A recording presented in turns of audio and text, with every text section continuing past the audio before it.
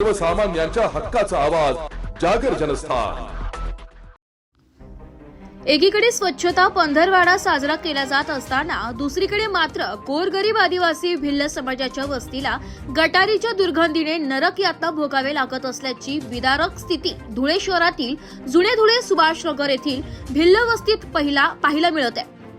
धुळे शहरातील जुने धुळे भागात सुभाषनगर येथील आदिवासी भिल्ल समाजाच्या वस्तीतील रहिवासी नागरिकांना गटारीच्या भयंकर समस्येचा सामना करावा लागतोय। यामुळे नागरिकांचं आरोग्य धोक्यात आलंय। यापूर्वी या संदर्भात नागरिकांनी आवाज उठविला असता तात्पुरती वरवर साफसफाई करण्यात आली। त्यानंतर मनपा प्रशासनाने या वस्तीकडे ढुंकूनही बघितलेले नाहीये। या परिसरात असलेल्या घरकुलांमध्ये नागरिक अक्षरशः प्रचंड दुर्गंधीचा सामना करीत राहते। गटारीमध्ये मोठ्या प्रमाणावर गाळ आणि घाण साचली आहे। सफाई कर्मचारी येथे सफाईसाठी येत नाही। कोणीही लोकप्रतिनिधी आणि स्वच्छता अधिकारी कर्मचारी या परिसराकडे लक्ष द्यायला तयार नाहीये। त्यामुळे या परिसरातील नागरिकांचे आरोग्य धोक्यात आलंय। याकडे प्रशासनाने गांभीर्याने लक्ष देऊन स्वच्छता मोहीम राबवावी, अन्यथा महापालिकेवर मोर्चा आणण्याचा इशारा गुलाब माळी यांनी दिलाय। जागर जनस्थानसाठी प्रतिनिधी रूपक बिरारी, धुळे। परिस्थिती 2008 पासून हे घरकुल घर इथं बांधलेले आहेत। इथं गटरचा प्रॉब्लेम आहे। हे आदिवासी बांधव आमच्या इथं राहतात। प्रभाग क्रमांक 10 होता पहिले, आता 3 झाला तो।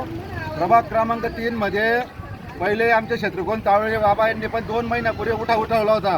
काही नाही, दातूर साफसफाई करून गेले। त्यानंतर कोणी ढुकून बघायला आले नाही। परिस्थिती बघा तुम्ही, किती भयानक परिस्थिती। 1-1 फूट गाळ आणि गारा आणि सर्व लहान लहान मुलं हे घर आहे आजूबाजूला।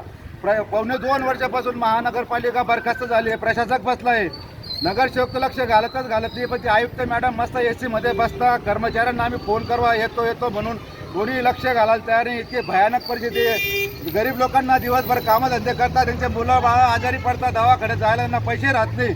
कसे तरी बिचारे त्यांचे आरोग्य कसं तरी सांभाळता। तसंच प्रशासनाला एक विनंती आहे, याच्यापुढे तुम्ही जर लक्ष नाही घातलं, साफसफाई कडं लक्ष नाही घातलं तर आम्ही तीव्र आंदोलन छेडू आणि सर्व आदिवासी बांधव या एरियातले सर्व महिला बांधव आम्ही मोर्चा काढू महानगरपालिकेवर, अशी आम्ही प्रशासनाला एक आश्वासन